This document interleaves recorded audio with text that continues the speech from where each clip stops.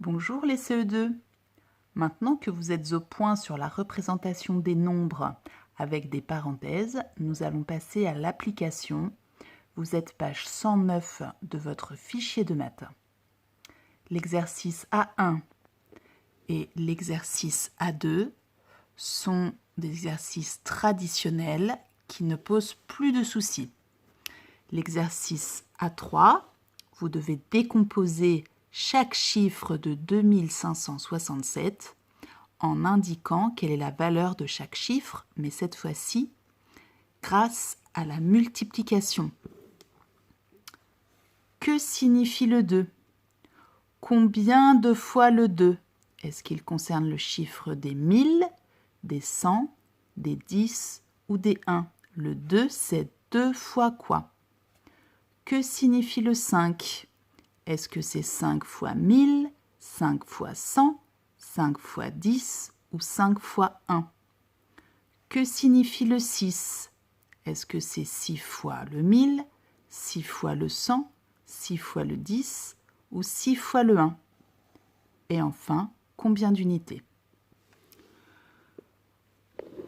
Le problème. Au jeu d'adresse, il faut lancer des anneaux sur des piquets pour marquer des points. Inès a marqué 2583 points au total. Combien d'anneaux a-t-elle lancé sur le piquet valant 10 points? Alors, 2583 points ont à représenter le 2000 puisque elle a lancé 2 anneaux dans les 1000. 2 fois le 1000. 2500.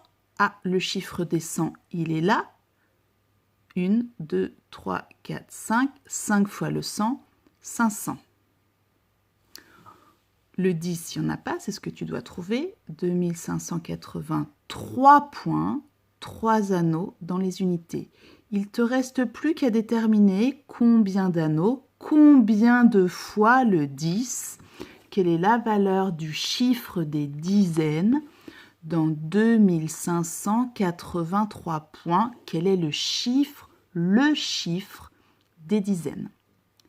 Mais attention, pour répondre, tu dois faire un calcul. Combien de fois le 10 pour faire, etc. Et n'oublie pas la phrase réponse. Combien d'anneaux a-t-elle lancé sur le piquet valant 10 points?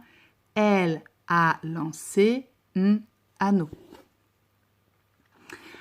Alors, pour ceux qui sont à l'aise, le parcours B ne présente pas beaucoup de difficultés, même très peu de difficultés. L'exercice B1, c'est un exercice traditionnel. Attention, B2, les chiffres ont été mélangés. Tu dois les remettre à la bonne place. L'exercice B3, tu décomposes, mais sans parenthèse et sans multiplication. Là, tu décomposes la valeur de chaque chiffre. Le 8, il ne veut pas dire 8, il veut dire.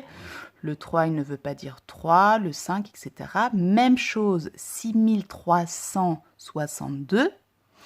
6000, le 6, il veut dire quoi? 300, etc. Que avec des plus.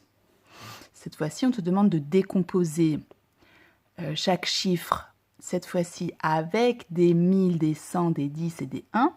Le 7, il veut dire 7 fois quoi? Le 4, 4 fois quoi? Le 6, 6 fois quoi? Et le 5 unités. Alors, le dernier problème du parcours B, c'est une énigme dans laquelle tu dois trouver la valeur de chaque chiffre du code. Et pour cela, on te donne des indices. Le code du coffre est un nombre à 4 chiffres.